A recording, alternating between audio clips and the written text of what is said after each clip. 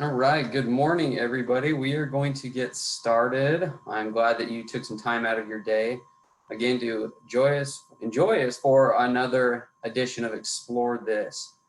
Today, my guest is Leslie Langbert. She is the Executive Director for the Center for Compassion Studies out of the College in Social and Behavioral Sciences. Leslie, how are you doing this morning? I'm doing well. I'm grateful to be here with everyone. Awesome. We're glad to have you here. And a reminder to those who've not hopped in this series before, Explore This is a series where I will sit down with University of Arizona subject matter experts to discuss tips, ideas, anything that relates to the many dimensions of your well-being. Today, we're going to be talking about incorporating compassion, definitely a timely topic with situations that we're going through.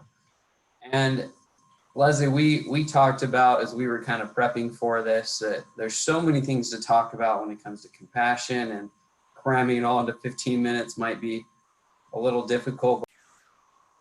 What is self-compassion and why is it important to our health? Okay. So I think it helps to kind of frame what do we mean when we're talking about compassion, and then how does that apply to our own care, our own situation.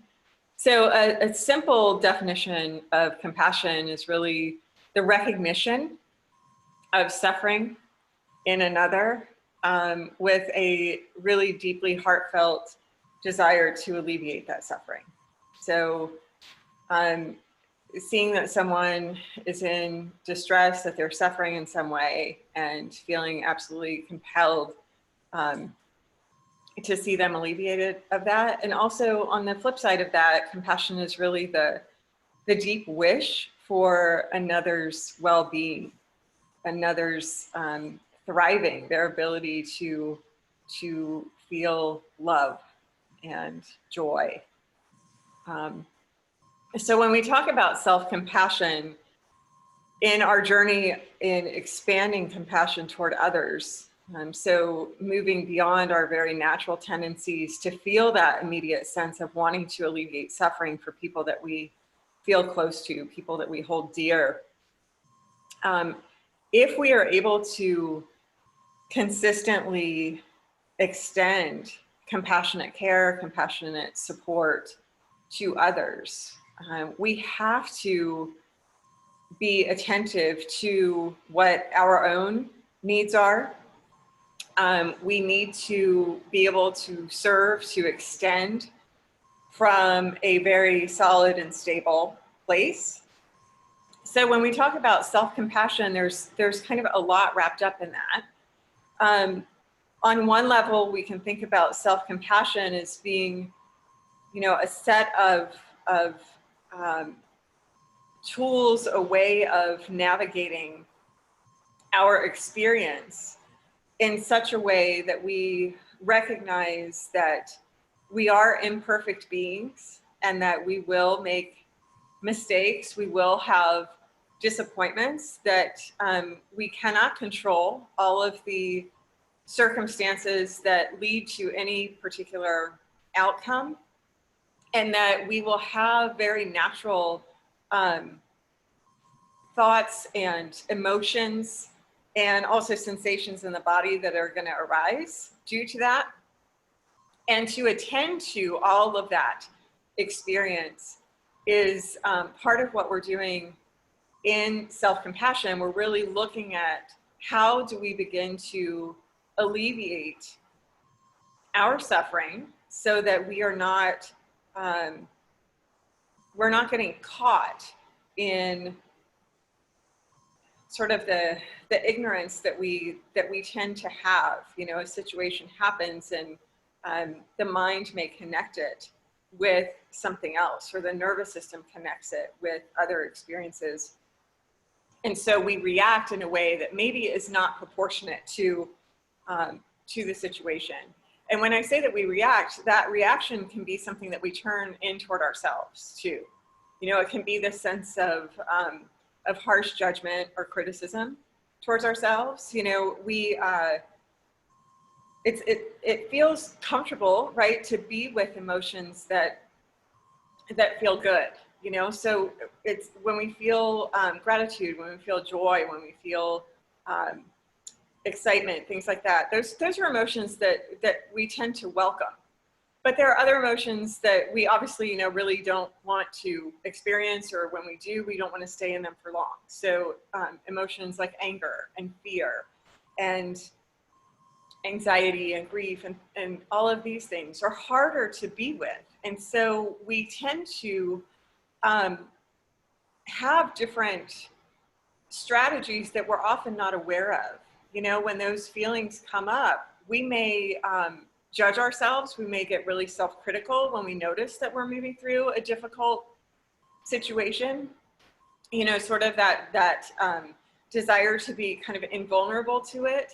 And so we sort of, we attempt some sense of like shutting down from it, or turning away, or distracting ourselves, or there's like a harshness, you know, like you shouldn't have these feelings, or we get harsh about the shortcomings that we find within ourselves. And so self-compassion is really around, how do we begin to hold the fullness of our human experience? How do we hold ourselves in our entire sense of humanity, recognizing the parts of us that we feel good about, and where we parts of us that we feel, you know, are like a representation of how we want to move through the world, and then recognizing that there are times and there are moments and there are situations in which we're going to make mistakes, we're going to encounter difficulty, and learning to be with that, learning to be with all of it, you know, accepting our humanity helps us to be able to then, when we are in situations with others, that we are able to see them more fully as well. Okay.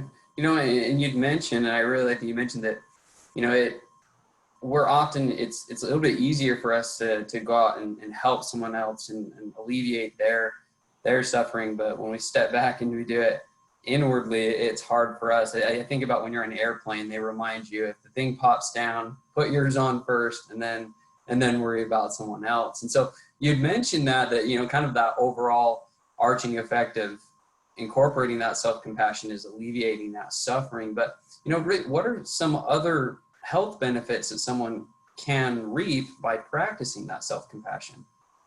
So, you know, and that's really great, Chad, the analogy of secure your own mask, you know, before helping others. And I like to think too, that it's kind of like, it's something that we almost can think about simultaneously. You know, I think that it isn't about like, oh, I retreat from the suffering that's happening in the world. It's not that, as much as it is like really attending to what is it that we notice that's happening for ourselves. And so a lot of what I was just describing, you know, around like the difficulty with emotions or thoughts, and then sensations that arise in the body, all of that really signals what's happening physiologically in terms of our nervous systems.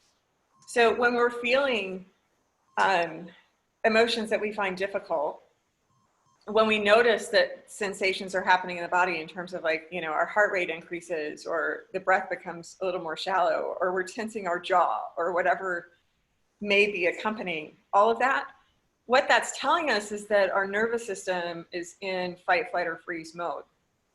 And so when we learn to be attentive to that, then we can actually take action, that rather than to be reactive and kind of unaware of what our experience is and what we need, we're able to attune more deeply to what is it that we need in the moment, so that when we take further action, we're actually coming from a place that's more grounded, that's more settled.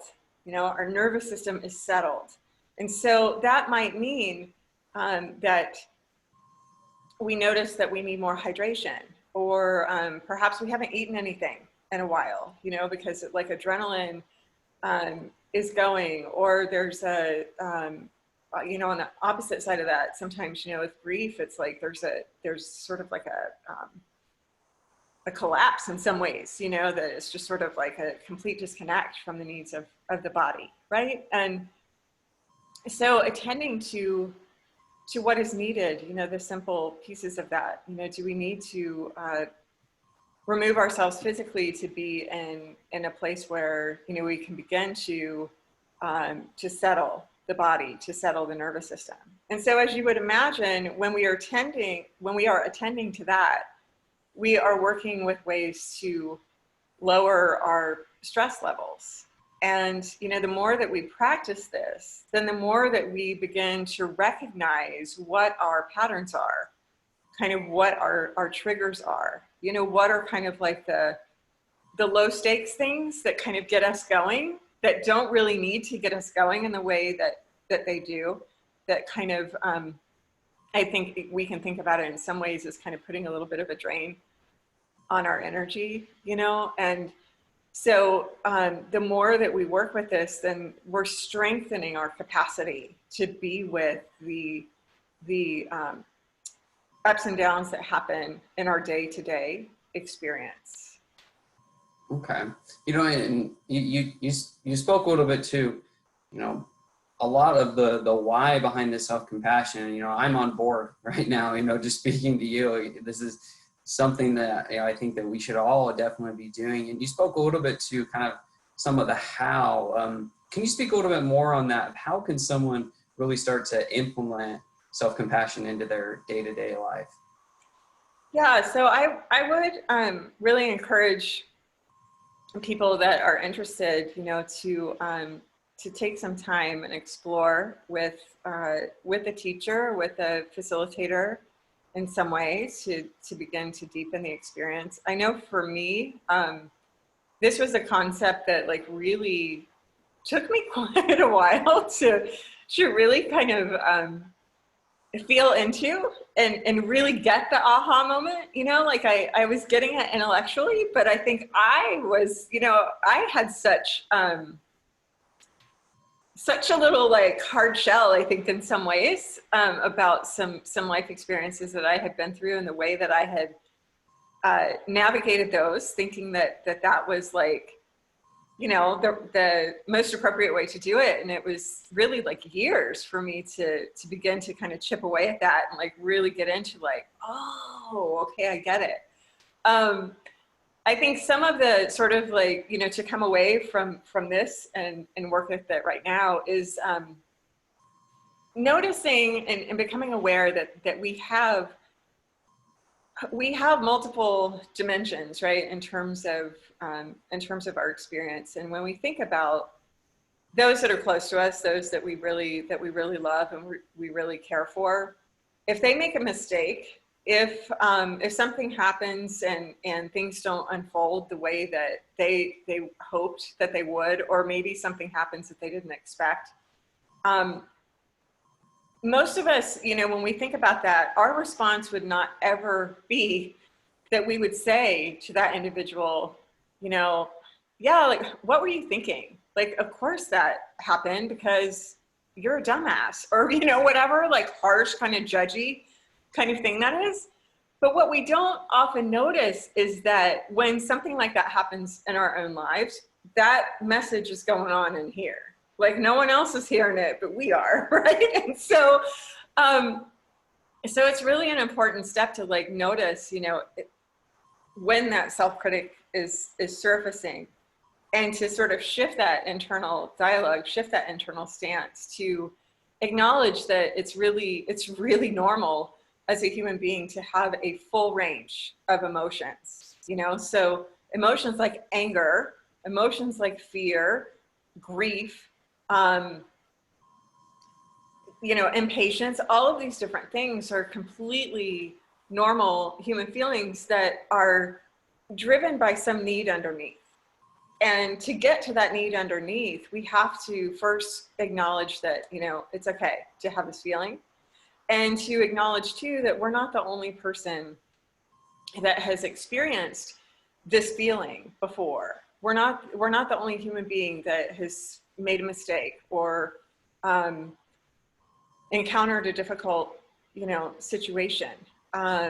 And we may not know anyone immediately in our social circle that is experiencing the same situation that we are right now. And that can feel kind of alienating if we find ourselves in that space. But if we hold this awareness of there are human beings that have experienced this before. I'm not the first or the last person to move through whatever this is. And then also, you know, bring in people that that are going to be your connections, your supportive people that you can, you know, be yourself with.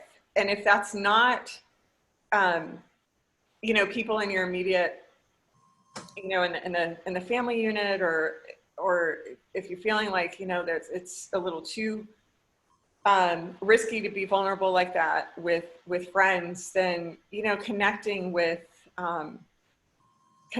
practice groups, connecting with people that maybe are not part of your day to day. You know, I call going to therapy getting on the couch, right?